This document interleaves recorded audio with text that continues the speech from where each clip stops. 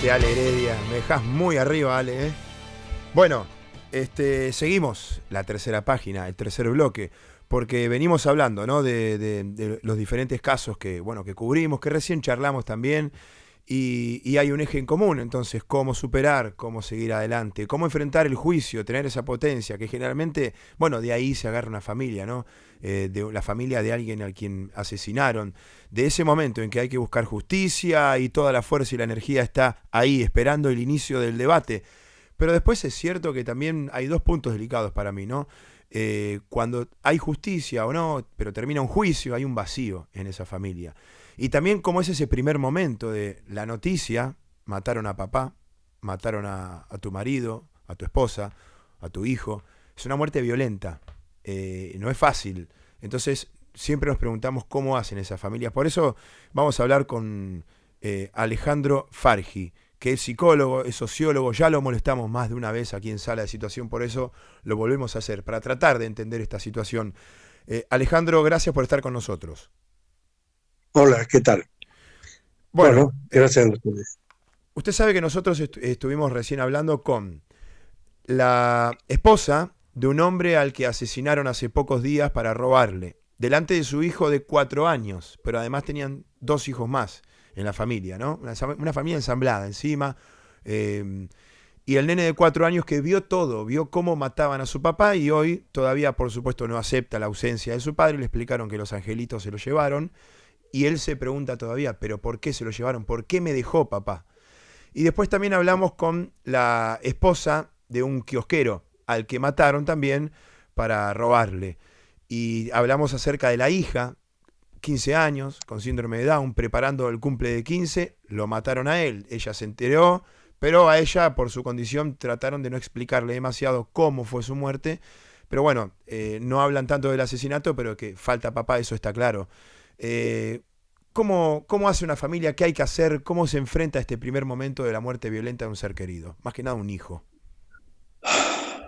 Bueno, a ver, cada caso es totalmente diferente. Sí, No es lo mismo un chico de 4 años que tiene que hacer un duelo que un adulto que ya vivió la mitad o más de la vida con un ser querido, ¿no? claro, claro. No es lo mismo también una discapacidad como el síndrome de Down, Ujú. digamos. A ver, el primer momento en un duelo violento es la negación. Esto no puede ser, porque hay mucho enojo, hay mucha bronca, inclusive muchas veces hay mucha bronca con el que falleció, digamos, ¿no? Claro. ¿Por qué me haces esto? ¿Por qué me dejaste solo? Etcétera, etcétera, etcétera. O sea que el primer momento es de negación del duelo. El duelo está más o menos clínicamente estudiado y tiene 4 fases. La primera fase es la negación: no puede ser, esto es un castigo, Dios no existe, bueno, etcétera, etcétera, etcétera. La segunda fase es tomar conciencia de la realidad, digamos, y este, empezar a nostalgiar. Esa es la etapa propiamente depresiva, digamos, ¿no? Que consiste en tratar de mantenerlo vivo a toda costa, con los recuerdos, las nostalgias, las escenas que uno pueda rescatar, ¿no? Sí. Hasta colocarlo en otro lugar que obviamente es un lugar simbólico. Para colocarlo en un lugar simbólico ayuda mucho todos los rituales que se hacen en el duelo, Claro. ¿no? Es decir, el velorio, si uno es creyente, ir a misa, ir al cementerio, hablar con los muertos, ¿no? Es muy importante eso, ¿no? Ujú. Sentarse y dialogar con ellos. Ellos no hablan, pero le hablan a uno porque los muertos están vivos adentro de uno, ¿se entiende? Sí, sí, sí. Y eso es muy importante. Este, y bueno, eh, no es lo mismo un duelo de una persona que tiene una enfermedad terminal como un cáncer y uno va haciendo el duelo poco a poco, que un duelo violento como un asesinato, un crimen, un secuestro, una desaparición forzada, ¿no? Esto es mucho más complejo. Claro. Este, Y también hay que mirar lo macro, ¿no? En esta sociedad que hay una descomposición social terrible, política, económica, de valores, esto ya es como cosa común, digamos, ¿no? Uno no puede salir a la calle, que está expuesto, no puede ir al colegio porque le roban la mochila, le roban el celular. A mi hija, anteayer, le robaron un celular a las 6 de la tarde a 2 cuadras de Cabildo, Qué digamos, bárbaro. ¿no? Entonces, bueno, vino llorando, también es un duelo, porque en ese celular ella tenía material de examen para dar, tenía todo. Bueno, es una pérdida. No es la pérdida de un ser querido, pero es una pérdida. Claro. Y más los Sí. adolescentes, la conexión que tienen con un celular, Sí, ¿no? sí, sí, sí. Es como si fuera una especie de padre-madre ideal, digamos. Así que, bueno, es una situación complicada. Eh, Ni que hablar cuando muere un hijo. Es decir, lo biológico, lo normal, es que primero mueran los adultos y después mueran los más jóvenes, ¿no? ¿Por qué? Porque uno en un hijo es la prolongación narcisista de uno, uno pone un ideal, Claro. y no solo muere el hijo, sino que muere el ideal, y llenar ese vacío es muy difícil. Ujú. Lo que es aconsejable cuando hay un duelo así es hacer, hay grupos de apoyo para personas que han perdido un ser querido, ya sea en forma violenta o por una enfermedad terminal. Eso también es muy importante. Pero bueno, es un agujero donde hay que hacer un parche, un remiendo. Ese remiendo después, si el duelo es más o menos normal, que más o menos uno calcula 9 meses.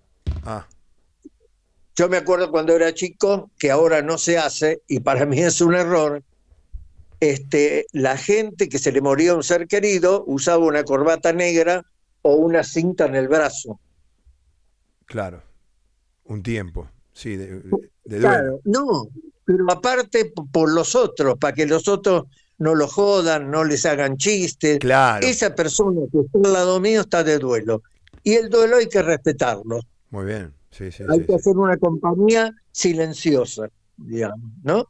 Cosa que ahora no se hace. Bueno, hay Ahora, cosas que se van sí. perdiendo y que son valiosas. Alejandro, y por último, nosotros vemos hay una gran diferencia, ¿no? Cuando hay una muerte, hasta el juicio, esa familia está, no sé si entera, pero con una energía particular, enfocada todo El juicio también es una forma de reparación. claro, El muerto no va a volver, pero la ley existe, está más allá que nosotros. Nosotros cuando nacemos ya la ley la tenemos instalada, y un juicio justo me parece que también contribuye y favorece mucho el duelo.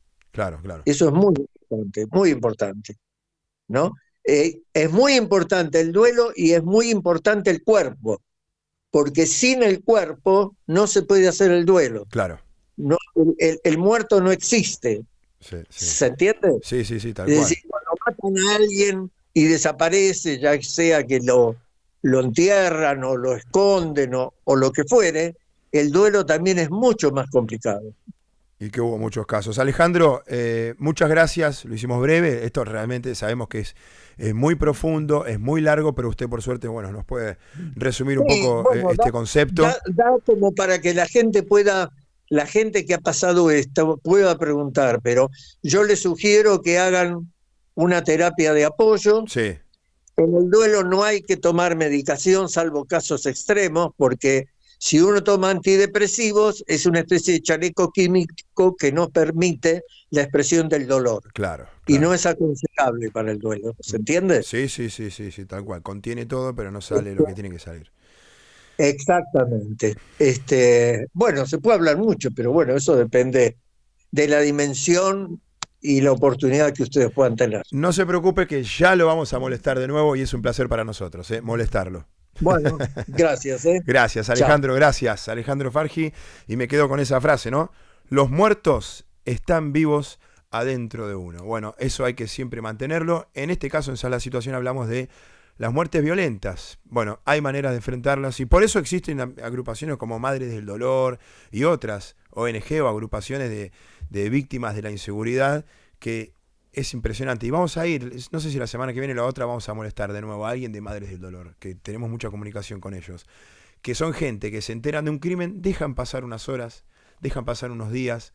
A mí y a otros periodistas nos llaman para pedirnos el teléfono de aquel familiar de ese hombre o mujer que fue asesinado, para después en la semana comunicarse con ellos. Cuando ya esa espuma mediática bajó, las Madres del Dolor bajan y le dicen, te queremos escuchar. Nosotros sufrimos lo mismo. Podemos ir a tu casa, te queremos ayudar.